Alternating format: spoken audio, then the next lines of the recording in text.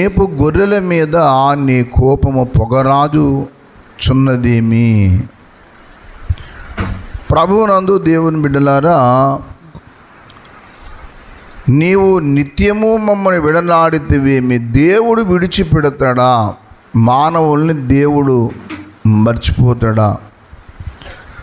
ఆయన చెప్పిన వాగ్దానానికి ఆయన వ్యతిరేకంగా ప్రవర్తిస్తాడా దేవుడు? ఆయన ఒక వాగ్దానం చేశాడు, నిన్ను విడువను ఎడబాయను, నిబ్బరం కలిగి ధైర్యంగా ఉండమని చెప్పాడు. యెహోషువ గ్రంథం 1వ అధ్యాయం 6వ వచనంలో. యెహోషువ గ్రంథం 1వ అధ్యాయము 6వ వచనం చూడండి. యెహోషువ గ్రంథం 1వ అధ్యాయం 6వ వచనం. యెహోషువ గ్రంథం 1వ అధ్యాయం. నిన్ను విడువను, నిన్ను ఎడబాయను, నిబ్బరము కలిగి ధైర్యముగా ఉండుము. నిన్ను విడువను, నిన్ను ఎడబాయను అని చెప్పిన ఆ దేవుడు మనుషుల్ని విడిచిపెడితే మనం బ్రతకగలమా? దేవుణ్ణి విడిచిపెడితే, ఆయన మనల్ని వదిలేసినా మనం ఆయన వదిలేసినా కానీ బ్రతకలేము. ఏ కారణం చేత బ్రతకలేము అని అంటే, ఈ సమస్తాన్ని ఏర్పాటు చేసి మన కోసం నిర్మించి మనకి ఏది కావాలో ఏర్పాటు చేసి సమస్తాన్ని కూడా ఆయన మనకు అనుగ్రహిస్తున్న దేవుడు. మనం బ్రతికేదే ఆయన ద్వారా. యేసుప్రభు నమ్మినా నమ్మకపోయినా, యేసుప్రభు అంటే ఇష్టం ఉన్నా ఇష్టం లేకపోయినా, అసలు దేవుడే ఇవన్నీ మనకి ఈ పోషణకు కావలసిన వాటన్నిటిని మనకు దయచేస్తూ ఉన్నాడని ఒక మాట చెప్తూ ఉన్నాడు. దయచేసి ముందు అపోస్తలుల కార్యముల గ్రంథం 14వ అధ్యాయం దగ్గరికి రండి. అపోస్తలుల కార్యముల గ్రంథం 14వ అధ్యాయము 15వ వచనం దగ్గర నుంచి చదవండి. అయ్యలారా, మీరెందుకు ఇలాగూ చేయుచున్నారు? మేము కూడా మీ స్వభావం వంటి స్వభావం గల నరులమే. మీరు వ్యర్థమైన వాటిని విడిచిపెట్టి ఆకాశమును భూమిని అందలి సమస్తమును నిర్మించిన సృజించిన జీవము గల దేవుని వైపు తిరగవలనని మీకు సువార్తను ఏం చేస్తున్నాం? మీరు వ్యర్థమైన బలులు అర్పణలు చేస్తున్నారు. ఏంటారా మీరు? అదంత అవసరమా? అసలు దేవుడికి ఏం కావాలి? ఈ బలులు అర్పణలు కాదు కావలసింది. దేవుని వైపు మీరు ముందు తిరగండి. దేవుని పేరట కానుకలు ఇవ్వటం, దేవుని పేరట అర్పణలు ఇవ్వటం అనేది ఒక ఆచారం. అయితే దానివల్ల ప్రయోజనం ఏమన్నా ఉంటుందా అంటే ఏమీ ఉండదు. ఏముండదంటే అర్థం ఏంటి? మనం రక్షణానుభవం పొందకుండా దేవునికి మనం సమీపించకుండా ఇస్తే దానివల్ల ప్రభువు కూడా బాధపడతాడు. ఎందుకు బాధపడతాడు అని అంటే, అసలు దేవుడు అడిగిందేమో మనల్ని ముందు. సామెతల గ్రంథము 23వ అధ్యాయం 26వ వచనంలో అంటాడు, నా కుమారుడా నీ హృదయాన్ని నాకు అన్నాడు ముందు కదా. సామెతలు 23:26 చూడండి. నా కుమారుడా నీ హృదయాన్ని నాకు ముందు, నీ హృదయాన్ని ముందు దేవునికి సమర్పించు. అక్కడేమో హృదయాన్ని ఇమ్మన్నాడు. కొత్త నిబంధనకు వచ్చేటప్పటికి శరీరాన్ని ఇమ్మన్నాడు. శరీరం నా ఇష్టం వచ్చినట్టు ఖర్చు పెట్టుకుంటానంటే కుదరదు. వివాహమైన స్త్రీకి, వివాహమైన భర్తకు శరీరం మీద ఇద్దరికే మరి అధికారం ఉంటుంది. ఇంక మిగతా వాళ్ళకి ఎవరికి అధికారం ఉండదు. దాని ఇష్టం వచ్చినట్టు ఖర్చు పెట్టడం కూడా దేవుడు ఒప్పుకోడు. ఒకటి, నీ శరీరం మీద నీ భాగస్వామికి ఉంటుంది అధికారం. రెండోది దేవునికి ఉంటుంది. అది మించింది విపరీతం అవుతుంది, దేవుడు సహించలేని విషయం అవుతుంది.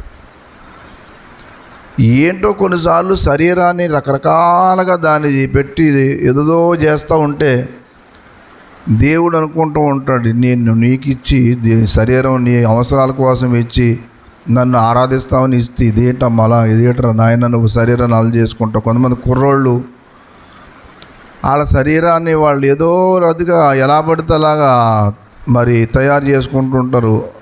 కొంచెం వయసు రాగానే కటింగ్, ఈ తలకి సంబంధించి శరీరానికి సంబంధించిన బట్టలు ఇవన్నీ చేస్తూ ఉంటారు. ఒక నీట్నెస్ అనేది ఉండదు.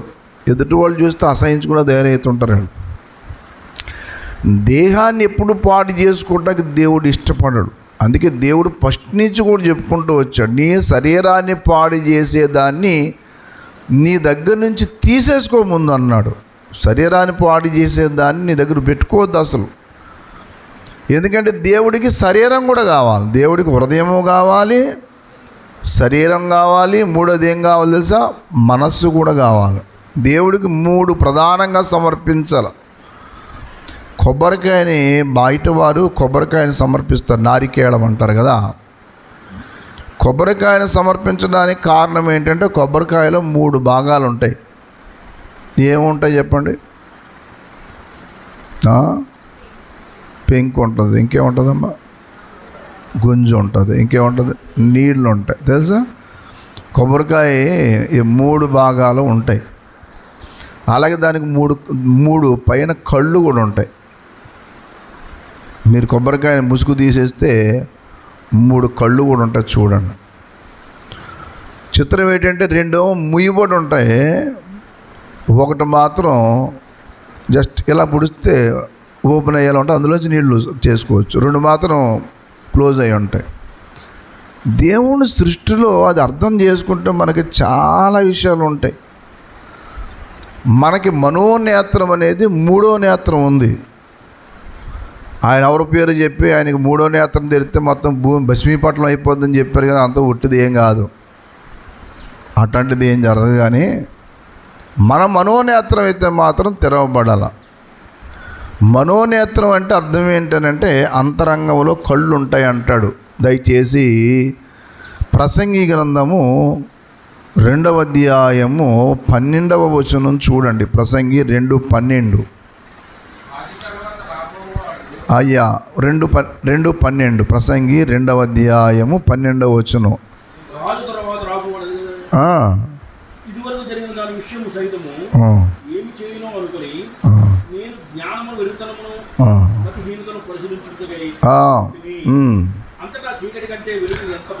అంతటా చీకటి కంటే వెలుగు ఎంత ప్రయోజనకరమో, బుద్ధిహీనత కంటే జ్ఞానము అంత ప్రయోజనకరము. బుద్ధిహీనత కంటే జ్ఞానం ఏడు చెప్పండి? ప్రయోజనకరము. బుద్ధిహీనంగా ఉండొద్దు అన్నాడు వాక్యంలో. అదే ప్రసంగి గ్రంథంలో బుద్ధిహీనంగా తిరగొద్దు అంటాడు. బుద్ధిహీనంగా తిరిగితే ఏమవుతావు అని అంటే అన్ని రకాలుగా నష్టపోతావు. అందుకే నేను ముందు ఏది సంపాదించుకోకపోయినా బుద్ధి అందుకనే చెప్పాడు. చదవండి, కిందకి చదవండి. బుద్ధిహీనత కంటే జ్ఞానం అంత ప్రయోజనకరము. అది జ్ఞానికి కన్నులు ఎక్కడున్నాయి? తలలో కళ్ళు ఉంటామేంటి చెప్పండి? జ్ఞానికి కళ్ళు ఎక్కడున్నాయి? తలలో ఉండును. బుద్ధిహీనుడు చీకట్లో నడుస్తున్నాడంటే కళ్ళు మూసుకుపోయాడని అర్థం. జ్ఞానికి కనులు తలలో అంటే అర్థం ఏంటంటే తెరవబడిన నేత్రము, దాన్ని మనోనేత్రము అంటాడు. మనోనేత్రం వెలిగించబడిన తర్వాత వాట్ వి ఆర్, అసలు మనం ఏంటి, వాట్ అయ్యాం, అసలు నేనేంటని అప్పుడు అర్థమవుతుంది. అప్పుడు దాకా ఆడు ఎలా ఉంటాడు అలా ఉంటాడు. అందుకే కొంతమంది తిడుతూ ఉంటారు, ఆడి కళ్ళు మూసిపోయాయండి, ఆడి కళ్ళు మూసిపోయింటే కళ్ళు లేవా? ఉన్నాయి. మరి ఎందుకు అలా తిడుతున్నారు? మరి అంటే చూడవలసిన వాటిని ఏం చేయట్లేదు, చూడట్లేదు. అది విషయం. కన్నులు తెరవబడినప్పుడు ఏమవుతాయంటే జీవితం యొక్క విలువ తెలుస్తుంది. లైఫ్, వాట్ ఈజ్ లైఫ్ అనేది తెలుస్తుంది. అవును, అసలు గమ్యం ఏంటి చెప్పు? అసలు నీ జీవిత గమ్యం ఏంటి? అసలు నీ జీవిత ఉద్దేశం అంటే ఏం చేద్దాం అనుకుంటున్నావు చెప్పు అసలు అని అంటే అదేం ఉండదు. ఏం చేస్తావు సార్? ఏముంటుందండి? ప్రతిదానికి ఒక మీనింగ్ఫుల్ లైఫ్ అనేది ఉంటుందని బైబుల్ చెప్తుంది. తెలుసా మీకు? బైబుల్ గుడ్డిగా రాయబడిన గ్రంథం కాదు. నువ్వు ఎందుకు అలంకరించుకోవాలో కూడా చెప్తాడు, నువ్వు ఎందుకు అలంకరించుకోకూడదో కూడా చెప్తాడు, నువ్వు ఎలా ఉండకూడదో చెప్తాడు, నువ్వు ఎలా ఉండాలో చెప్తాడు. మనకి ఏమి తెలీదు. మనకు ఉన్న దృష్టి అంతా కూడా పాపపు దృష్టి. మానవుడి యొక్క ఆలోచన అంతా కూడా ఎప్పుడు హృదయాలోచన మంచిది కాదు, బాల్యం నుండి చెడ్డదే. మనుషుల యొక్క ఆలోచన బాల్యం నుండి చెడ్డదే. ఆదికాండం 8వ అధ్యాయం 21వ వచనంలో చెప్పాడు చూడండి. ఆదికాండం 8వ అధ్యాయము 21. అప్పుడు యెహోవా ఇంపైన సువాసన ఆగ్రహించి, ఇక మీద నరులను బట్టి భూమిని మరలా శపించను. ఎందుకనగా నరుల హృదయాలోచన వారి బాల్యము నుండి, ఎప్పటి నుంచి? బాల్యం నుండి. తల్లి గర్భమునానే ధరింపబడినప్పుడే దూరితుండ నయ్యుంటిని,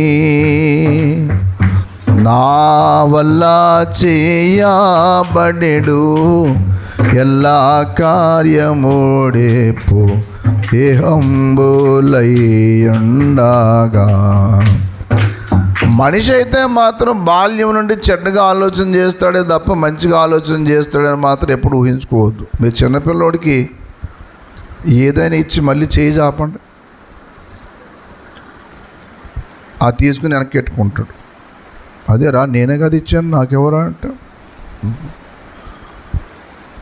ఆ ఆశ చిన్నప్పుడు ఎందుకు వచ్చింది వాడికి? అలాగే సరిగ్గా టీనేజ్ వయసులోకి అడుగుపెట్టిన ఆడపిల్లల్ని మీరు చూడండి. అప్పుడు దాకా వాళ్ళకి దేని మీద దృష్టి ఉన్నది, అందరితో కలిసిమెలిసి తిరిగి ఆడేసేవాళ్ళు. 13 సంవత్సరాల వయసు రాగానే వాళ్ళకు ఒక్కసారి మైండ్ టపీలు మారిపోయి, అద్దం ముందు ఎప్పుడు ఉండని అమ్మాయి పదే పదే అద్దం వెంక చూసుకుంటూ ఉంటుంది. మొత్తం మీద పేదాల్లో ఆపడెట్టి, మొత్తం మీద ఈ పెట్టి కళ్ళు కై రాసి, మూతి కై రాసి, తల వంకీలది అక్కడి నుంచి స్టార్ట్ అవుతుంది. తల వంకీలు ఇట్టి, 2 ఎంటికలు ముందుకెట్టి, తర్వాత ఇవన్నీ చూసినప్పుడు మీరు అబ్జర్వ్ చేస్తుండే, ఏంట్రా వీళ్ళకి అసలు ఎందుకు వచ్చింది ఈ ఆలోచన అంటే మనిషి యొక్క తత్వం అంతే. ఎందుకు అలంకరించుకుంటారో వాళ్ళకి తెలియదు. ఏంది గోల్డ్ రంగు వేసుకుంటారో, కాళ్ళకి ఎందుకు రంగులు వేసుకుంటారో తెలియదు. ఎందుకు వేసుకుంటారంటే ఇంటెన్షన్ అలా ఒక్కటే, ఆకర్షించబడాలి. అది ఏ ఆలోచన అంటే ఇది బాల్యము నుండి కూడా చెడ్డది మనుషుల యొక్క ఆలోచన. అందుకే చూడండి, మంచి వస్తువు కంటికి ఏదైనా కనబడగానే పిల్లలు లేపేస్తారు దాన్ని, దశతడాడు. ఏదైనా ఇక్కడే కాదు కనబడి, ఏమైందిరా అంటే ఏమో అంటున్నాడు. కొన్నిసార్లు ఇంట్లో పంచదార డబ్బాలు ఖాళీ అయిపోతాయి. ఇంట్లో ఎవరు తిన్నారా అంటే నేను తినలేదమ్మా, నాకు అసలు తెలియదే, అబద్ధం మొదలెడతాడు. ఇంత చిన్న వయసులో ఎలాగేళ్ళకి వచ్చింది ఇదంతా అంటే బాల్యము నుండి నరుల హృదయాలోచన మంచిది కాదు, ఎప్పుడు మంచిది కాదు. అందుకనే జీవం గల దేవుని వైపు తిరగమని ఎందుకు అన్నాడంటే ఇక్కడ మళ్ళీ అపోస్తలుల కార్యం 14వ అధ్యాయం దగ్గర రండి. ఎందుకు మీరు వ్యర్థమైన వాటిని విడిచిపెట్టి ఆకాశమును, భూమిని, సముద్రమును, వాటిలో ఉండు సమస్తమును సృజించిన జీవము గల దేవుని వైపు తిరగవలనని మీకు సువార్త ప్రకటించుచున్నాము. చూసారా, ఎవరి వైపు తిరగాలా? ఎవరి వైపు తిరగాల? జీవము గల దేవుని వైపు తిరగాలి.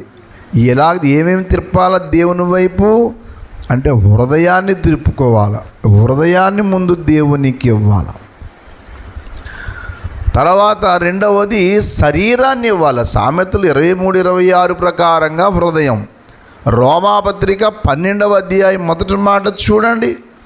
రోమాపత్రిక 12:1 అందరూ చూడండి. కాబట్టి సహోదరులారా, పరిశుద్ధమును దేవునికి అనుకూలము అయిన సజీవ అంటే బ్రతుకుంటుండగానే, ఇప్పుడు ఇక్కడ ఏమన్నాడమ్మా? శరీరాన్ని ఇవ్వండి. అక్కడేమన్నాడు? హృదయాన్ని ఇవ్వండి. ఇక్కడ ఏమివ్వాలా? శరీరం. ఎందుకు శరీరం ఇవ్వాలా? శరీరంలో చేసే ప్రతి కార్యం నీచమైంది. శరీరంలో మంచిదేది ఉండదు. ఎప్పుడు శరీరం కోరుకుంటే అన్నీ చెడ్డయ్యే. మీరు నాకు ఎప్పుడన్నా నా శరీరం చాలా మంచి కార్యాలు చేస్తుందండి ఎప్పుడన్నా నాకు ఎవరన్నా చూపించడం చూస్తాను నేను. శరీరం ఏనాడు కూడా కష్టపడటానికి ఇష్టపడదు. శరీరం ఎప్పుడు జాగ్రత్తగా ఉండడానికి ఇష్టపడదు. శరీరం అందుకని ప్రతి నీచ కార్యం శరీరమే. శరీరం మరి ఎందుకు ఇచ్చాడు? ఇంత దారుణమైన శరీరాన్ని దేవుడు ఎందుకు ఇవ్వాలంటే ఒక కారణం చేత ఇస్తాడు. కొన్ని కారణాల చేత ఇచ్చాడు దేవుడు. అందుకే శరీరంలో మంచిది ఉండదు. అర్థమైందా? అందుకే శరీరాన్ని దేవుడికి అప్పగించాలి. శరీరములో ఎప్పుడు కూడా, అందుకనే మన విషయంలో ఏనాడన్నా సరే శరీరం దేవునికి ఇచ్చినప్పుడు దేవుడు దాన్ని ఏం చేస్తాడంటే దాన్ని ఎలా మలచాలో అలా మలుస్తాడు. ఇనప మొక్క మన చేతి దగ్గర ఉందనుకోండి, అది ఏ వస్తువు కూడా దాన్ని మనం చేయలేం.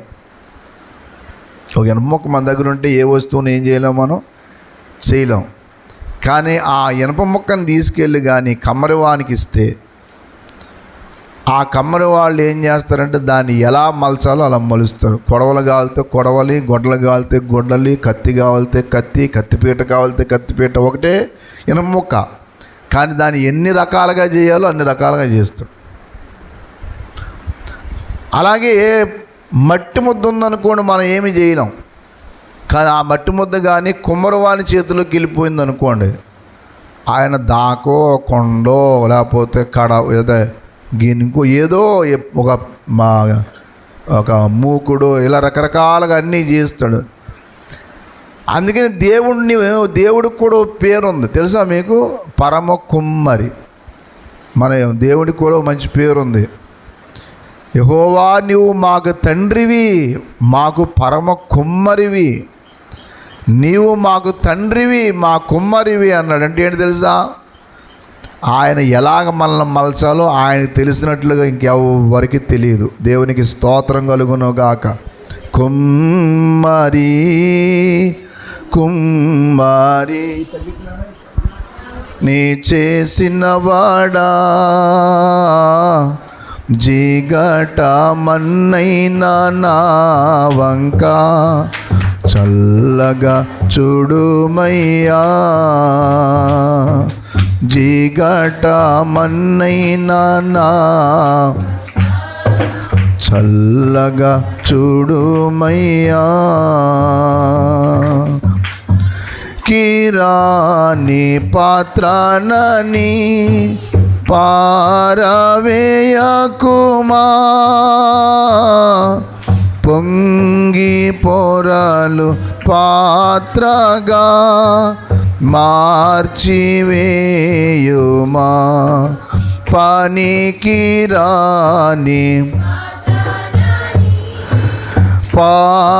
పారవేయకుమా, పొంగి పొరలు పాత్రగా మార్చివేయుమా. కుమ్మరి కుమ్మరి మానవుని చేసినవాడా,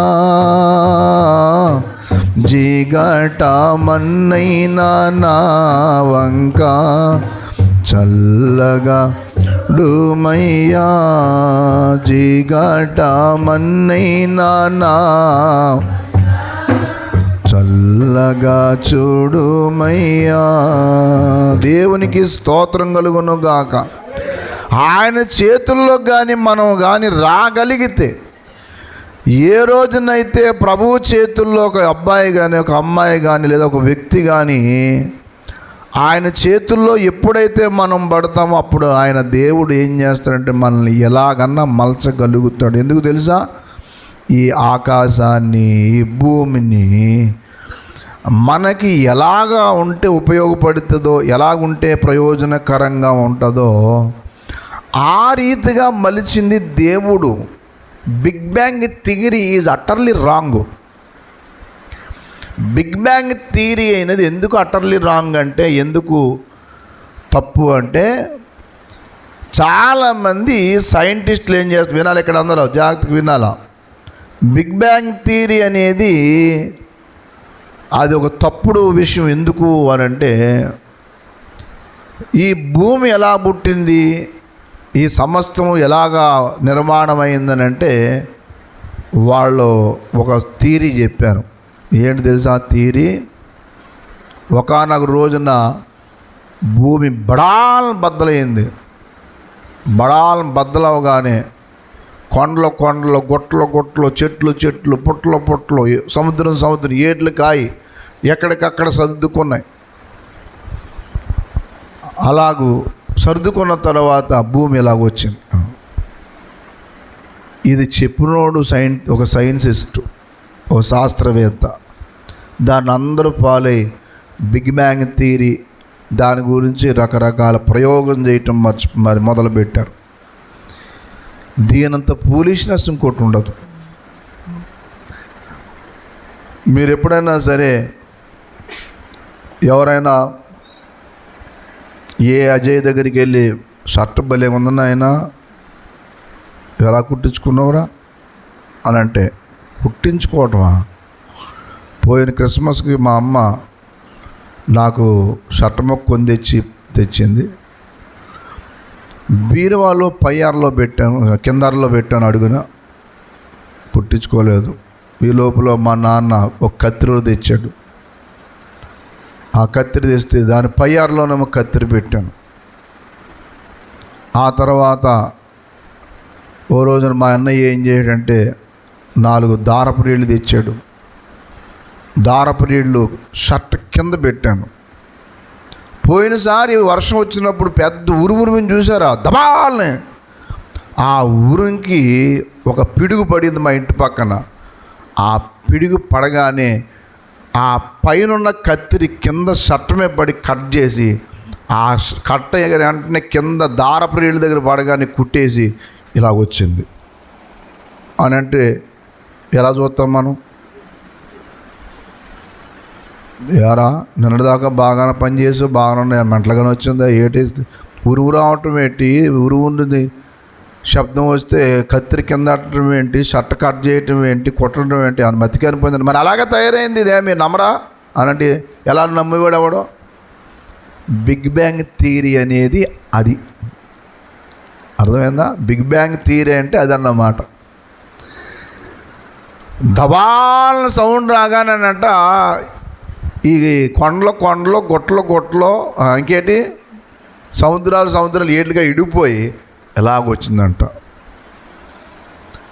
ఏమన్నా అర్థం ఉందరా అసలు నీకు అది చెప్పడానికి? పోనీ అసలు ఎవడన్నా వినేవాడు, చెప్పేవాడు ఎర్రోడైతే మాత్రం, వినేవాడు మాత్రం ఎంత ఎర్రబాగులోళ్ళు అంటే ఇదే చాలామంది ఇప్పుడు కూడా అంతే. ఇప్పుడు కూడా చాలామంది నీకు దిష్టి తగిలిందమ్మా, ఓ కోడిగుడ్డు నెత్తి మీద అది ఇలా తిప్పి రోడ్డుకి అడ్డంగా బద్దలు కొట్టమ్మా అంటే ఒక గుడ్డు కాదు 4 గుడ్లన్నా బద్దలు కొడతారు. అది ఉడకబెట్టి తింటే ఆరోగ్యం, కానీ బద్దలు కొడితే వారు పిచ్చిమోహం అని. కాకపోతే ఎడంకాడుకో నల్లతాడు కట్టుకోమ్మ, దిష్టి అంతా పోతాయి, కుడిసేకో తాయెత్తు కట్టుకోమ్మ, ఇవన్నీ పోతాయి అంటే వీళ్ళందరూ తాళ్ళు కట్టుకుని తిరుగుతూ ఉంటారు. క్రైస్తవులు కూడా సిగ్గులేని వాళ్ళు ఉన్నారు తెలుసా మీకు? క్రైస్తవుల్లో కూడా చాలామంది తాళ్ళుకి ఇవన్నీ కట్టుకుని తిరిగే రకాలు ఉన్నాయి. నేను ఒక ఊరు వాకింగ్ చెప్తాకి వెళ్తే పిల్లలందరి మెడలో తాయెత్తులు ఉన్నాయి. చర్చకొచ్చారు, వీళ్ళందరూ కొత్తగా వచ్చారేమో అనుకుంటాను. ఎంతగా నేను ఓహో ఇవాళ మీటింగ్ అని చెప్పి వచ్చి ఉంటారంటే అసలు విషయం ఏంటంటే అసలు కొత్తగా రావటం కాదు, ఎప్పటి నుంచో ఉన్నారంట వాళ్ళు. మాకే కాదండి, మా నాన్న కూడా కట్టుకుంటాడండి అన్నాడు అందులో కూడా. ఓహో ఎందుకు కట్టుకుంటారంటే అసలు ఎవరు ఇస్తారా అంటే ఉండే మా ఊరి పక్కన ఉంటాడండి. ఎందుకు కట్టుకుంటారంటే అండి అప్పుడప్పుడు జ్వరం వస్తుందండి, జ్వరం వస్తే తగ్గుతుందండి, తగ్గుతాకి ఇది తాయెత్తు కట్టుకుంటామండి. ఇంకేం చేస్తారా అంటే అదేదో తాళ్ళు కూడా ఇస్తారండి అన్నాడు. పిల్లలకి వాళ్ళకి ఏం తెలుసు? నీకు ఏ అలవాటు చేస్తే అలవాట్లో ఉంటారు వాళ్ళు. వాళ్ళకి ఏం తెలుసు అని. చాలామందికి ఈ ఏంటో అర్థం కాని విషయం, అసలు ఏం చేస్తున్నారో తెలియని విషయం, కనీసం ఆలోచననే చేయరండి. అసలు చిత్రం తెలుసా మీకు? మైండ్ అంతా కూడా బ్లాక్ అయిపో ఉంటుంది, స్టకాప్ అయిపో ఉంటుంది. ఏమాత్రం దాన్ని పని చెప్పేది ఏమి ఉండదు, ఆలోచన చేసేది ఉండదు. అందుకే పిల్లలకి సెల్ ఫోన్లు ఇవ్వకూడదు. వాళ్ళని బుర్ర పని చేసేలాగా చేయాలి, వాళ్ళు థింక్ చేయాలి. స్త్రీలుగా పురుషుడిగా ఇంటి విషయం కూడా ఆలోచన చేయాలి. ఆలోచన అనేది లేకపోతే జీవితం వ్యర్థమండి. ప్రతిదీ కూడా ఆలోచించాలి, ప్రతిదీ కూడా ఆలోచన చేస్తూ ఉండాలి. ఇది చేస్తే ఏమవుతుంది, ఇది చేస్తే ఏమవుతుంది. అందుకని ఈ ఆలోచన మనకు సరిగ్గా ఉండదు కాబట్టి దేవుడు అవసరం. దేవుడికి స్తోత్రం. మీకు తెలుసా, మన ప్రవర్తన మనం మార్చుకోలేము. చాలామంది అనుకుంటున్నారు, ఎంతసారి నేను అనుకుంటే అన్ని రైట్ లేడీస్ పెట్టుకోలేవు, నీకు క్రమశిక్షణ అనేది ఉండదు. నీకు నరులు ఎప్పుడూ కూడా అక్రమస్తులు, క్రమం అనేది ఉండదు. దేవుడు క్రమము నేర్పిస్తాడు. దేవునికి స్తోత్రం కలుగును గాక. ఏమి నేర్పిస్తాడు?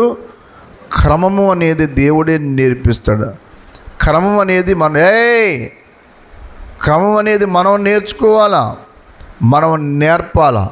దేవుడు నేర్పిస్తాడు. దయచేసి ఇర్మియా గ్రంథము 10వ అధ్యాయము 23వ వచనం చూడండి.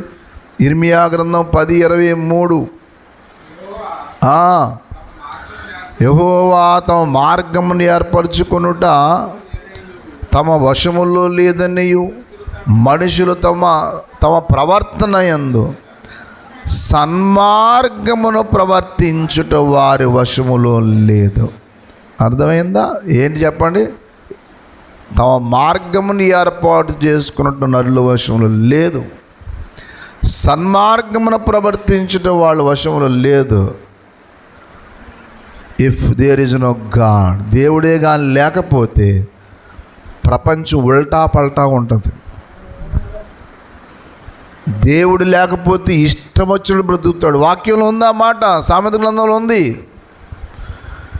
దేవుని వాక్యం ఉంది కాబట్టి ప్రపంచం కొంచెం ఇలాగన్నా ఉంది. అదే కానీ వాక్యం లేకపోతే ప్రపంచం ఇంకా దారుణంగా ఉండును. వాక్యంలో ఆ మాట ఉన్నది చూడండి దయచేసి. సామెతల గ్రంథము 29వ అధ్యాయం 18వ వచనం చూడండి, లేదా 17-18 చూడండి దయచేసి. సామెతలు 29:17, 17-18. నీ కుమారుని శిక్షించిన ఎడల అతడు నిన్ను సంతోషపరచును, నీ మనస్సునకు ఆనందము కలగజేయును.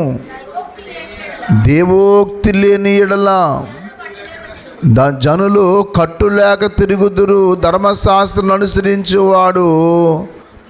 ఎంత విషయం అండి! బైబిల్ చదవండి. ఈ రోజుల్లో యవనస్తులు బైబిల్ చదవటం లేదు, సెల్ ఫోనే, ఎప్పుడు సొల్లుపోను కాలక్షేపాన్ని తిరుగుతూ ఉంటాం. పెద్ద ఏదో సోది చెప్తుంటారు, నోరు మూసుకో. చాలామంది తల్లిదండ్రులు మోసం చేస్తూ వాళ్ళు మోసపోతారు. వీళ్ళ డ్రామాలు మనకు తెలియవేటి.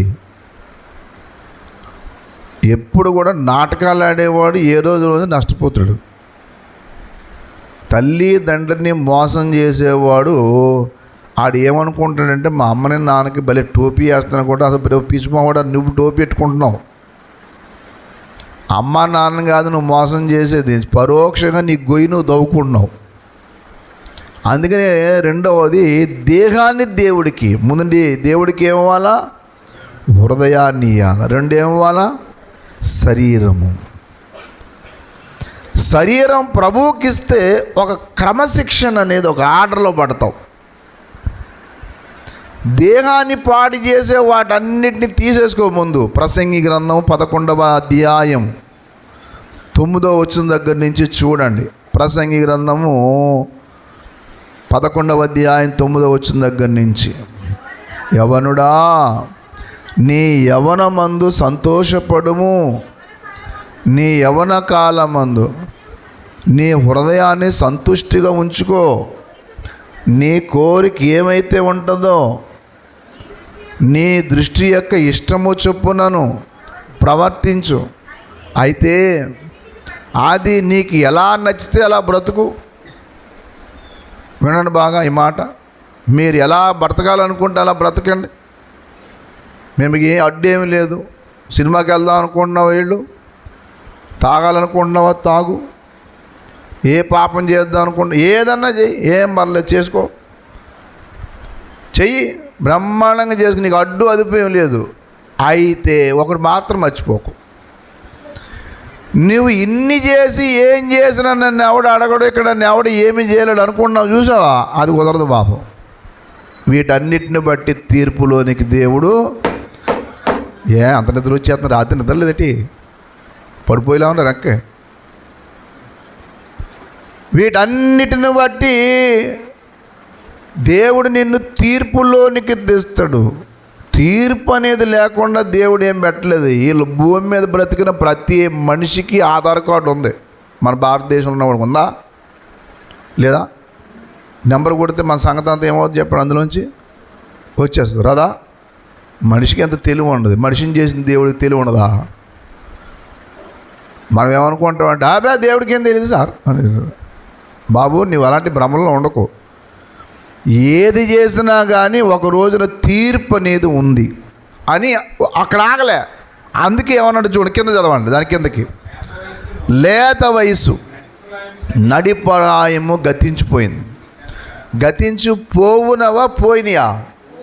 పోవునవంటే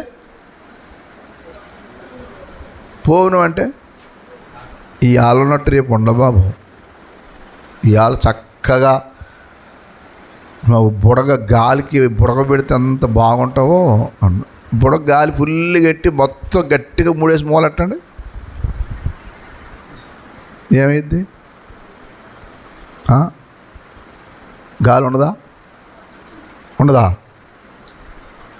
గాలి బుడగనకి మంచి గాలి పెట్టి మీరు దాన్ని ఎన్ని కట్లు వేసి కడతారో కట్టి మీ ఇంట్లో ఎట్టండి, ఉండదు అలాగా. అంత అనుమానం చూస్తున్నారేమండి? ఎప్పుడు బుడగలు ఎప్పుడు చూడదా? ఉండదా? గాలి ఉండదా? ఏమైంది? ఎలా పోద్ది? ఎన్ని కట్లు వేసారు కదా. మీరు ఎన్ని కట్లు కట్టండి, మీరు ఎంత గట్టిగా బుడగను కట్టండి, అసలు గాలి పోయేలాగా అసలు ఉండదు సార్. మీరు ఏం పెట్టి అంటించండి, ఎలా పోద్దో తెలియదు గాలి.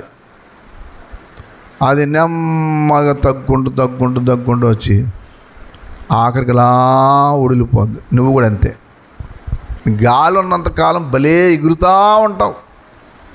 నాకు అడ్డు అదుపు ఏమీ లేదు సార్ అని. బాబును గాలి తీసేస్తాడు దేవుడు ఎప్పుడో, అప్పుడు తెలుస్తుంది అయ్యయ్యో ఏంటి ఇలా అయిపోయింది. అందుకే ఇక్కడ అన్నాడు, లేత వయసును నడిప్రాయం గతించిపోవుని. ఉండవు బాబు, ఎప్పుడు ఒకలాగా ఉండవు. అనుభవజ్ఞులు అందుకే చెప్తూ ఉంటారు, ఒక వయసులో చేసినది ఒక వయసు రాగానే సిగ్గుపడిపోయి ఎందుకు ఇలా బ్రతికేను అనిపిస్తా. అందుకే అలాగ అనిపించుకోవడానికి దేవుడు కొంతమందిని ఏర్పాటు చేసి ఆ బ్రతకొద్దని ఆయన సరిగ్గా బ్రతుకని దేవుడు చెప్తాడు. చదవండి. గతించిపోవునివి గనుక నీ హృదయములో నుండి వ్యాకులము తొలగించుకో. 2 వాడాడు అక్కడ. హృదయమును జాగ్రత్తగా ఉండాలనుకుంటే వ్యాకులం ఏదైతే ఉందో దాన్ని తీసేసుకో. దేహాన్ని శరీరాన్ని పాడు చేసే వాటిని కూడా ఏం చేయి, అంతేగాని ఇంట్లో బాటిల్ తెచ్చుకోవద్దు. ఒక ఆయన అన్నాడు, నేను బయట తాగను సార్, నేను బయట తాగుతాను అనుకున్నారా? ఎప్పుడో మానేనండి అని. నిజంగా ఏమనుకున్నా తాగటం మానేయడం అనుకున్నాను. నేను బయట తాగను సార్, నేను ఇంట్లోకి తెచ్చుకుని పెట్టుకుంటానంట. సిగ్గులేదు అన్నా నేను. అంటే బయట తాగితే ఎవడ చూడండి, ఇప్పుడు ఇంట్లో చదివితే మీ పిల్లలు ఏమవుతారయ్యా? పిల్లలు చూసి ఏం చేద్దామని, ఏం నేర్చుకుందామని. ఒక్కొక్కడికి పిల్లలు ఉన్నారు ఎదురుగుంటా, వాళ్ళకి ఈ రకమైనవి ఏవి అసలు నా దగ్గర చూడకూడదనే భయం ఏమి ఉండదండి. చెడిపోతే ఇష్టం వచ్చినట్టు వయసు పెరిగినా సరే ఒక హుందాతనంగా పిల్లల్ని ఉంచాలనుకుంటే నువ్వు ముందు హుందాతనంగా ఉండు. నీకే ఒక సరిగ్గా జీవితం ఉండదాయే. పిల్లలకి కొన్ని అతి నేర్పకూడదు. బాగా వినండి, పిల్లలకి అతి నేర్పేరా మీ గొయ్యి మీరు తవ్వుకుంటారు. కష్టం నేర్పించాలి. ఏది ఉంటే తినేలాగా ఎక్కడ పడితే అక్కడ ఉండేలా నేర్పించాలి. మీరు గుర్తుపెట్టుకోండి ఈ మాట. పరుపు మీదే పడుకోబెట్టడం నేర్పకండి, ఎప్పుడు కూడా చాప మీద కూడా పడుకోబెట్టండి. అలా నేర్పండి. ఎల్లప్పుడు ప్రతి ఆదివారం డబ్బులు ఉన్నాయని చెప్పి మాసం తేకండి. ఒక ఆదివారం ఉత్తి సారుగా అండి, ఇదేటమ్మా అంటే అవునరా ఏమనుకుంటున్నావు, ఇవాళ మాంసాలు గట్ట ఏముండవు. అవునమ్మా ఏంటమ్మా అంటే, నాన్న నేను ఇంత కష్టపడుతున్నాను. ఏ తండ్రిని ఏ పిల్లల దగ్గర చులకం చేయొద్దు, ఏ తల్లిని పిల్లల దగ్గర చులకం చేయొద్దు. తండ్రి దగ్గర కానీ మీ అమ్మ ఇంతేరా అని పిల్లల దగ్గర కానీ, మీ నాన్న ఇంతేరని పిల్లల దగ్గర కానీ ఏళ్ళు అనకూడదు ఎప్పుడు. Be careful. ఎవరనుకున్నారా, అమ్మని మళ్ళీ అమ్మ దగ్గర ఏం మాట్లాడు, ఆ మాట నా మాట అంతే. ఇద్దరు కలిస్తేనే జీవితంలో వాళ్ళు సరిగ్గా ఆ శరీరాన్ని స్వాధీనంలో పెట్టుకుంటారు. లేకపోతే శరీరం ఎలా పడితే అలా ఉంటుంది. అందుకే దేవుడికి ముందు ఏమివ్వాలన్నాను నేను, హృదయాన్ని. తర్వాత ఏమివ్వాలా, శరీరం. దేవునికి కావాల్సింది శరీరం. నేను ఎక్కడ స్టార్ట్ చేశాను గుర్తుందా? 74 కీర్తన మొదటి ఛానల్లో స్టార్ట్ చేసింది. ఏమన్నాడు, దేవా నిత్యము విడనాడుదువా, దేవుడు విడిచిపెడతాడా అని ప్రశ్నించి స్టార్ట్ చేశాను. ఇంతకీ దేవుడు మనల్ని వదిలేస్తాడా? నిన్ను ఇడువను ఎడబాయనని చెప్పిన దేవుడు ఎందుకు వదిలేస్తాడు అంటే, వదిలేయటానికి కారణం చెప్తున్నాను. ఎందుకు అది విషయం. దేవుడు మానవులను అయితే వదలడానికి కాదు ఆయన మనం పుట్టించింది, ఆయన దగ్గర పెట్టుకుని అన్ని రకాలుగా తీర్చిదిద్దడానికి ఏర్పాటు చేసుకున్నాడు. అయితే దేవుణ్ణి మనమే వదిలేస్తాం. తెలుసా మీకు? చాలామంది అనుకుంటున్నారట, నన్ను మమ్మల్ని దేవుడు వదిలేసాడు అనుకుంటున్నారంటే, నేను వదిలేయటం ఏంటి? ఎవరు చెప్పారు నేను వదిలేశానని? మీరు పాపాల వల్ల నాకు దూరం అయింది మీరు. యెషయా గ్రంథము 50వ అధ్యాయం మొదటి మాట చూడండి. యెషయా గ్రంథము 50వ అధ్యాయం మొదటి మాట, యెహోవా ఇలాగు సెలవిచ్చుచు ఉన్నాడు, నేను మీ తల్లిని విడనాడిన పరిత్యాగ పత్రిక ఎక్కడ ఉన్నది? నా అప్పుల వారిలో ఎవనికి మిమ్మును అమ్మివేసి తిని? నేను అమ్మేసిన ఎవరు చెప్పారు మీకు? నేను వదిలేసాను అంటున్నారేంటి? మీ తల్లిని వదిలేసిన విడాకుల చీటి ఎక్కడుంది చూపించండి. పోని నేను వదిలేసాను అయితే, నేను వదిలేస్తే విడాకుల పత్రం ఇస్తాను గ్యారెంటీగా. ఎక్కడుందో చూపించండి. నేను మిమ్మల్ని వదిలేయటం ఏంటి అని అక్కడ చెప్తాను. మీ దోషములను బట్టి, బై యువర్ సిన్, పాపం మీ పాపాన్ని బట్టి నాకు దూరం అయ్యారు. కానీ నేను ఇటు సూర్యుడు ఇటు పొడిచినా కానీ నేను విడిచిపెట్టే దేవుడిని అయితే కాదు. దేవుడు ప్రేమ ఏంటి తెలుసా మీకు? మనమన్నా మన ఇష్టం వచ్చినట్టల్లా మర్చిపోతాం, కానీ దేవుడు అయితే మర్చిపోయే దేవుడు కాదు. చాలాసార్లు మనం దేవుడిని ఏం చేస్తామంటే వదిలేసి మన ఇష్టం జీవిస్తూ ఉంటాం. చదవండి అన్నమాట. మీ అతిక్రమములను బట్టి మీ తల్లి పరిత్యాగము చెయ్యబడిను. నేనే మిమ్మల్ని వదలలేదు, కానీ ఏమని చెప్పండి, మీ దోషాలను బట్టి ఏం చేశాను, మీరు దూరం అయిపోయారు. యెషయా గ్రంథము 52వ అధ్యాయం 3వ మాట కూడా చూడండి. యెహోవా ఇలాగు సెలవిచ్చుచు ఉన్నాడు. అది ఏ ఖర్చు లేకుండా ఊరికి వెళ్ళిపోయారు మీరు.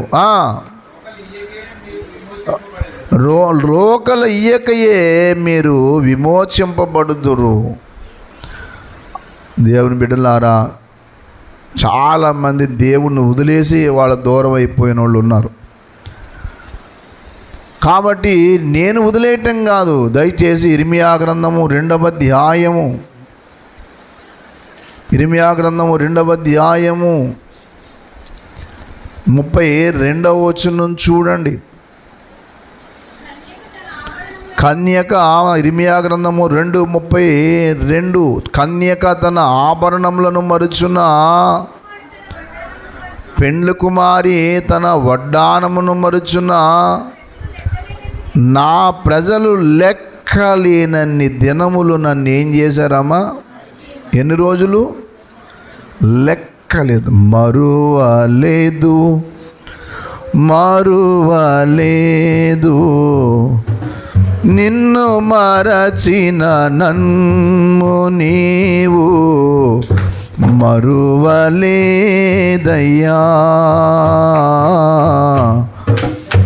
మరువలేదయ్యా,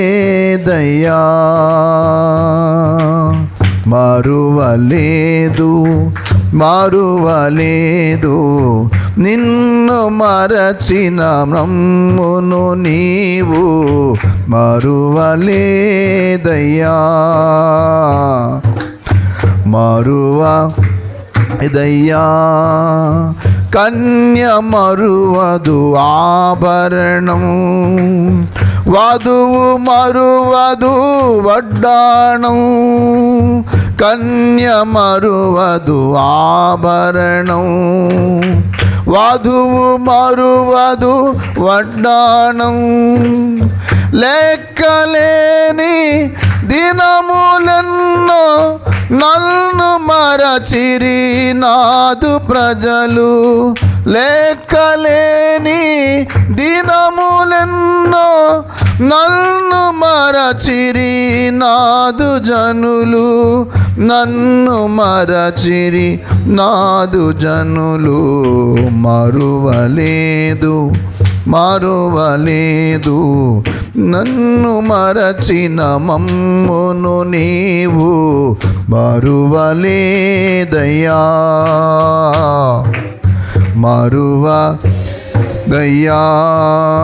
జన్మనిచ్చిన తల్లి తానే సన్యమీయక వదిలిసుతుని, జన్మనిచ్చిన తల్లి తానే సన్యమీయక వదిలిసుతుని, నిమిషమైనా మరువలేక ఆదుకొంటివా మోషెనప్పుడు, ఆదుకొంటివా మోషెనప్పుడు. మరువలేదు, మరువలేదు, నిన్ను మరచిన మమ్మును నీవు మరువలేదయ్యా, మరువలేదయ్యా. దేవుడు ఎప్పుడూ మర్చిపోయే పద్ధతి పెట్టుకోడు, మనమే మర్చిపోతామంట. ఇర్మియా గ్రంథం 18వ అధ్యాయం 14వ వచనం కూడా చూడండి. ఇర్మియా గ్రంథము 18:14. లెబానోను పొలములోని బండ మీద హిమముండుట మానున, దూరము నుండి పారుచున్న చల్లని జలములు పారక మానున. అయితే నా ప్రజలు నన్ను ఏం చేశారు? మరిచి ఉన్నారు, మాయకు ధూపం వేయుచున్నారు, మెరగ చేయబడని దారులు తాము నడవని పురాతన మార్గము త్రోవల్లో తమ్మును తాము ఏం చేసుకుంటున్నారు? నన్ను వదిలేసి వాళ్ళు ఇష్టం వచ్చినట్టు నడుస్తున్నారు. దేవుణ్ణి విడిచిపెట్టి సాధించేది ఏంటి? బాధ తెచ్చుకోవడం తప్ప. అందుకే దేవుడికి నీవు ముందు హృదయాన్ని, రెండవది శరీరాన్ని, మూడవది మనస్సుని. మనస్సు అసలు నీ మనసులో థింకింగ్ ఏంటని, అసలు ఆలోచన ఏంటి చెప్పు? ఏం ఆలోచన చేస్తున్నావు? ఏం చేద్దామని? What about your self, what your thinking, what is your thinking? అసలు ఏంటి ఆలోచన ఏంటి చెప్పు? కొంతమందికి ఏ ఆలోచన ఉండదు, ఏంటో ప్రయాణం ఏంటో తెలియదు. అందుకే చాలా జాగ్రత్తగా ఉండాలి, ప్రతి చిన్న విషయం జాగ్రత్తగా ఉండాలండి. బైబుల్ నిన్ను ఆలోచింపజేస్తుంది, బైబుల్ నిన్ను జాగ్రత్త చేస్తుంది, బైబుల్ నిన్ను ఘనపరుస్తుంది. ప్రభువైన యేసుక్రీస్తు నిన్ను మర్చిపోయేది ఏమి ఉండదు. ఒక్క ఒక్కసారి ఆయన సన్నిధికి వచ్చి ఆయన యొక్క రక్తములో కడగబడి పరిశుద్ధపరచబడి బాప్తీసం తీసుకున్న తర్వాత కష్టాలంటూ రావచ్చేమో కానీ దేవుడు అంటే ఇప్పుడు విడిచిపెట్టాడు. నిజం చెప్తున్నా. అమ్మ మర్చిపోవచ్చు, బంధువులు మర్చిపోవచ్చు, డబ్బులు ఉంటే అందరికి గుర్తొస్తాం, డబ్బులు లేకపోతే ఎవరికి గుర్తున్నాం.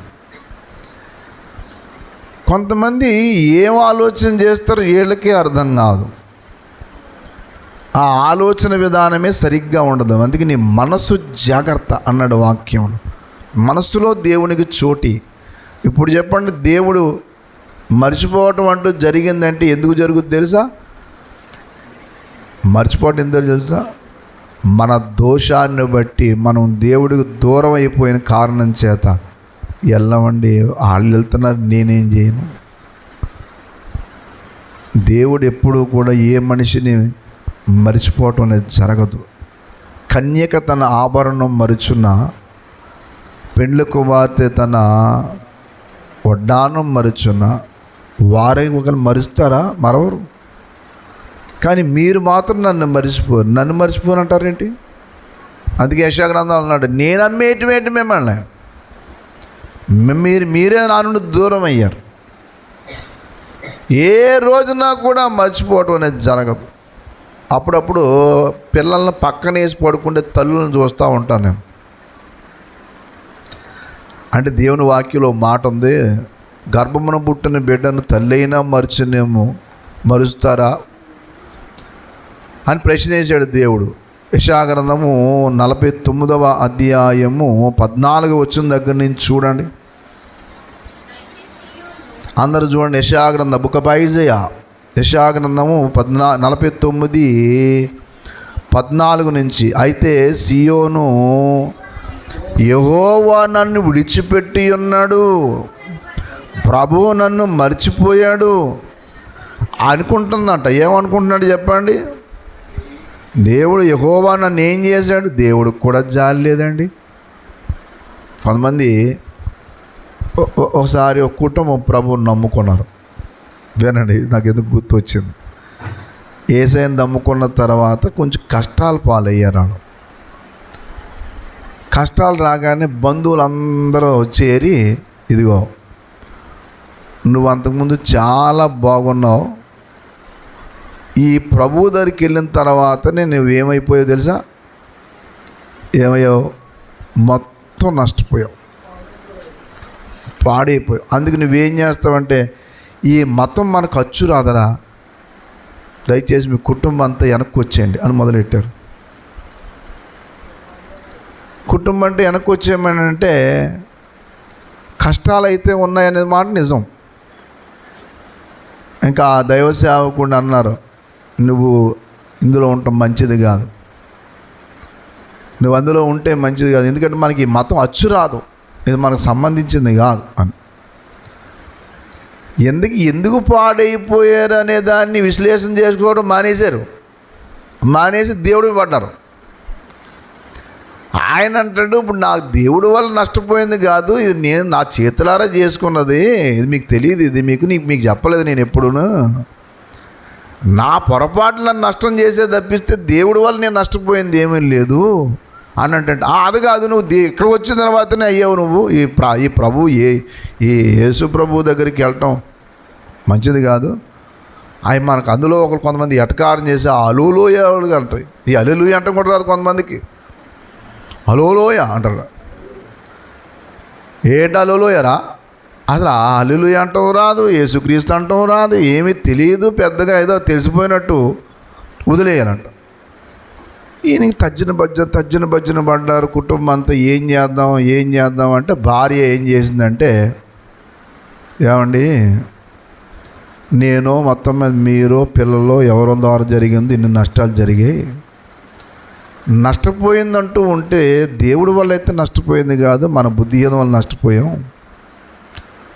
బంధువులందరూ ఇప్పుడు వచ్చి ప్రభుని విడిచిపెట్టామంటున్నారు, బాగున్నప్పుడు ఏమో వచ్చి మన దగ్గర ఆ దగ్గర ఈ దగ్గర పెట్టుకెళ్ళారు, కాబట్టి ఎలాగూ యేసే దగ్గరికి వచ్చాం, పోతే పోయినాయి అన్నీ, యేసయ్యను మళ్ళీ పోగొట్టుకుని నరకాగ్నికి ఎందుకు వెళ్ళటం, ప్రభువుతోనే ఉందాం అని చెప్పి ఒక నిర్ణయానికి వచ్చి బంధువులందరికీ ఒక మాట చెప్పారు. మేము ఇప్పుడు చితికిపోయామని మమ్మల్ని మీరు రానిచ్చినా రానివ్వకపోయినా మాకేం బాధ లేదు.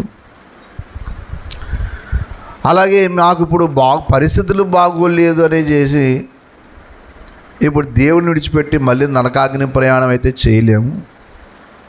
మేము ఒక నిర్ణయానికి వచ్చాము. మేము ఏంటనంటే, ఒకవేళ చచ్చిపోవటం అంటూ జరిగితే యేసు ప్రభు సన్నిధిలో చచ్చిపోతాం. మా సమాధి కార్యక్రమాలకి మీరు రాకపోయినా పర్లేదు, కానీ సంఘం అయితే చూసుకుంటుందిలేండి. మమ్మల్ని పెట్టిలో పెట్టి కప్పెట్టారా, బుట్టలో పెట్టి కప్పెట్టారా మేము చూడొచ్చామేంటి. కొంతమంది చచ్చిపోయిన తర్వాత మంచి టేకు పెట్టి చేయండి అంటుంటారు. చచ్చిపోయిన శవానికి టేకు పెట్టి ఎందుకు నాకు అర్థం కాని విషయం. నేను చూశాను, ఒక ఆయన చచ్చిపోయాడు, 50,000 ఎట్టి, ఎంత ఖర్చు అయినా పర్లేదు మా నాన్నకి 50,000 టేకు పెట్టి చేయించండి. టేకు పెట్టి ఏమైనా పరలోకం తీసుకెళ్తాడా? చచ్చిపోయిన తర్వాత అడ్డమైన సోగులు చేస్తుంటారు కొంతమంది. టేకు పెట్టికి సన్ గ్లాస్ వేయండి, నా సమాధి పెట్టికి మంచి క్లాత్ వేయండి అని. ఏ గుడ్డు వద్దు, మొయ్యడానికి కుదరక పెట్టెట్టారని తప్పిస్తే బైబిల్లో పెట్టలేదు అసలు. మొయ్యడానికి కుదరక, ఇప్పుడు మీరు ఎవరన్నా బాగా పేదలు చచ్చిపోరనుకోండి, పెట్టి చేయడానికి డబ్బులు లేవనుకోండి, ఎందుకు 2,000 3,000 పెట్టి శుభ్రంగా ఎదురుగాలు తెచ్చి నేనే పాడి కడతాను. 4 కుర్రోళ్ళు, చర్చిలో ఉన్న కుర్రోళ్ళు, రెండ్రా బాబు నేను పక్కన ఒక పట్టుకుంటాను, ఇంకోటి పక్కన మీరు పట్టుకున్నాను అని అంటే చూసి వాళ్ళందరికీ ఇది క్రైస్తవ ఆచారం వెళ్తాం, పాడుకుంటూ వెళ్తాం. పరదేశులము ప్రియులారా మన పురమిది గాదిప్పుడు నిజముగా పాడిపై పోయేదం ఎప్పుడు. ఎప్పుడొకప్పుడు పాడి మీద పోవాల్సిందే కదా, పోయిరా.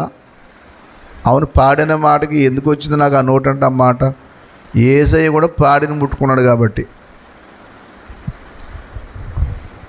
చిత్రం ఏంటంటే, ఫుల్గా తాగేసినోడు కూడా పెట్టి చేసేసి క్రైస్తవ సమాధి చేస్తే పర్లంగా వెళ్ళిపోతారు అనుకోండి. కాతేరు సమాధుల్లో బోళ్ళు ఉన్నాయి అలాంటి సమాధులు. తాగినోడు ఎవడు పరలోకం వెళ్ళబాబు. నువ్వు చచ్చిపోతే ఏంటంటే ఏదో మీ అమ్మ నాన్నకో లేకపోతే నీ భార్య అది ఇంట్లో వాళ్ళు సంతోషం కనుకో ఎక్కడో అప్పో చేసి సమాధి పెట్టి తెచ్చుకుంటున్నావు తప్ప, సమాధి పెట్టిలో పెట్టుకుని సమాధి పెట్టికి సిలువులు వేసినా కానీ నువ్వు మాత్రం ఇక్కడ సిలువే పడలేదు. ఎక్కడ తగ్గించుకున్నావు? నీ గర్వం పోయిందా? నీ జీవితం మారిందా? ఏం మారింది? మనసే దేవుడికి దూరంగా పెట్టుకున్నావు. ఏంటి పరలోకం వెళ్ళేది నువ్వు? మనస్సులో చోటు ఇవ్వకపోవటం ద్వారా నష్టపోతావు. 3వ మాట, రోమాపత్రిక 1వ అధ్యాయం 28వ వచనం చూడండి. రోమాపత్రిక 1:28. అమ్మా, మరియు తమ మనసులో దేవునికి చోటియనొల్లకపోయిరి గనుక చెయ్యరాని కార్యములు చేయుటకు దేవుడు భ్రష్ట మనసుకు వారిని అప్పగించేశాడు. ఏమేం చేయలేదు ఎప్పుడు? మనసులో దేవుడికి ఏమీ లేదు, వాళ్ళు మనసులో చోటు లేదు. అందుకని ఆసాబు గారు ప్రార్థన చేస్తూ, ఆసాబు గారు, దేవా ఎందుకయ్యా మమ్మల్ని వదిలేసావంటే, బాబు ఆయన వదలడం, ఆయన మన హృదయంలో అన్నా చోటు ఇవ్వలేదు, శరీరంలో అన్నా చోటు ఇవ్వలేదు, మనసులో చోటు ఇవ్వలేదు. మనసులో చోటు ఉంటే, దేవుడికి స్థానం ఉంటే దేవునితో మనం నడుస్తాం. మనసు ఏమో ఒక చోట, మనిషి ఇక్కడ. కొంతమంది చర్చిలోకి వచ్చి కూర్చుంటారా? మీరు ప్రార్థన అయిన ఇంటికి వెళ్ళక అడగండి, ఇలా ఆయన వాక్యం ఏం చెప్పంటే, ఆయన వాక్యం అండి, వాక్యమా ఎంత బాగా చెప్తాడు తెలుసండి ఆయన పాస్టర్ గారు, చాలా బాగా చెప్తారు. అదే ఏం చెప్పాడమ్మా, ఏం చెప్పాడంటే ఏంటి, ఎంత బాగా చెప్తాడైనా, సరిగ్గా వినరేమ్మా మీరు. అది ఏం చెప్పాడంటావేంటి, ఆయన మధ్యలో ఎన్ని పాటలు పాడతాడు అనుకున్నారు, అంత అద్భుతం, అంత బాగా పాడతాడు మా పాస్టర్ గారు తెలుసు మీకు. అదే ఏం చెప్పాడన్నమాట, ఆ వాక్యం ఎంత బాగా చెప్తాడో, మరి ఎన్ని వచనాలు చెప్తాడు తెలుసా మీకు. ఈ చెప్ప దేవుడికి మనసు ఇమ్మన్నాడు, హృదయం ఇమ్మన్నాడు, శరీరం ఇమ్మన్నాడు, ఒక్క ముక్క చెప్పరు. ఎందుకంటే శరీరం ఇక్కడే ఉంటుంది, మనసు ఎక్కడో తిరుగుద్ది. ఏంటి బలవంతంగా వచ్చాను నేను ఇక్కడికి, అనవసరంగా తీసుకొచ్చాడు. ఏటి నాకు అంత అయోమయంగా ఉంది ఇక్కడంతా. అదే సినిమాకి వెళ్ళి కూర్చో, ఆ సినిమాలో సీన్ రాగానే ఏడిచేస్తావు, చప్పలు కొట్టేసాను కూడా తెలియదు, గంతులు చేస్తుంటావు, అక్కడ చేస్తుంటావు. ఎందుకంటే అక్కడ ఏమని చెప్పండి, సినిమాల్లో ట్రాన్స్లో తీసుకెళ్తాడు. మణిపూర్లో ఆడవాళ్ళని రోడ్డు మీద గుడ్డలిప్పి తిప్పుతుంటే ఒక్కడి ఏడుకు రాలేదు. ఇప్పుడు సావా అనే ఒక సావు సినిమా తీసాడు, పనికి మాలోడు, చిన్నపిల్లలు కలిసి అందులో ఏడుతున్నారు. తీసిన ఎదవక సిగ్గులేదు. డైరెక్ట్ తిరుగుతున్నాను నేను. సంభాజీ అనే ఆయన్ని ఎవరో చంపారని చెప్పేసి పెట్టి లేరుపుని కలుపుతూని తీస్తే 12, 13, 14 సంవత్సరాలు 20 సంవత్సరాల లోపల పిల్లలు అక్కడ గగ్గోలు పెట్టి ఏడుస్తున్నారు. 2 ఆడబిడ్డల్ని దేశ సంరక్షణ కోసం కాపలా కాసిన సైనికుడి భార్యను నిలువన బట్టలు ఇప్పి రోడ్డు మీద తిప్పితే ఒక్క స్త్రీ కన్నీళ్ళు గార్చలేదు. ఆ దృశ్యం చూసి నా కళ్ళంట నీళ్ళు లాగలేదు. ఇండియాలో ఉన్నాము మనం. అసలు క్రైస్తవ స్త్రీలు ఇద్దరు, అంతమంది మగోళ్ళు 2 ఆడబిడ్డల్ని బట్టలు ఇప్పి రోడ్డు మీద తిప్పుతుంటే దేశం ఏమైంది అసలు? ఈ ప్రధానమంత్రి గారు కూడా కనీసం ఏంటి దారుణం మాట్లాడేది. ఏం ప్రధానమంత్రి గారు నాకు అర్థం కాదు. అరచేతి చేసుకొని ఉన్నాను. దేశంలోనే ఉన్నాము అసలు. ఆ చావా సినిమాలో కలుపుతూ చూపిస్తే ఆ ఊరిలో వాళ్ళు కేసు పెట్టి ఆ ఊర్లో వాళ్ళు వెలేశారు కొంతమందిని. వెలేస్తే ఆ చావా సినిమా తీసిన వాడిని కోర్టుకు లాగితే, నన్ను క్షమించండి, నేను కలుపుతూ తీశాను, కల్పించాను తప్పిస్తే నిజం కాదంటే, నువ్వు నిజమైనా అబద్ధమైనా 100 కోట్ల ఫైన్ కట్టుముందని పట్టుకున్నారు. అలా ఉండాలి ప్రతి వాడికి. అది తెచ్చాలి. మనసుల్లో చెడిపోయిన స్థితిలోకి తీసుకెళ్తున్నారు. కాశ్మీర్ ఫైల్స్ అని, కేరళ ఫైల్స్ అని, చావా అని. ఎవరిని ఉద్ధరించడానికి? దేశాన్ని ఏమన్నా ఉద్ధరించటానిక? దేవుని పిల్లలారా, జీవితం జీవిస్తున్నామంటే కొంచెం అర్థంతో బ్రతకాలి. దేవుడు మర్చిపోవటం ఏంటయ్యా? తాగి తాగి తాగి అనారోగ్యం పాలు తెచ్చుకుని కుటుంబాన్ని నడు రోడ్డు పాలు చేసుకుని పాడు చేసుకున్నది నువ్వు. మనుషులు ఎవరో ఏదో అనుకుంటారని చెప్పి గొప్ప గొప్ప సోకులకి వెళ్ళి అప్పులు పాలైంది నువ్వు. ఎవడో ఏమో అనుకుంటున్నాడు, నువ్వు పాడైపోతే తెచ్చిస్తాడు ఎవడన్నా? దేవుడు ఈనాడు మర్చిపోయే సంగతి పెట్టుకోడు. అలాగైతే ఆయన కలవరిశిలో ప్రాణమే పెట్టాడండి. ఆయన మనల్ని మరవలేదు కాబట్టే మన కోసం ప్రాణం పెట్టక దిగి వచ్చాడు. దేవునికి స్తోత్రం కలుగునుగాక. దేవుడు ఎప్పుడూ కూడా మనుషుల్ని మర్చిపోయే సంగతి ఎప్పుడు పెట్టుకోడు.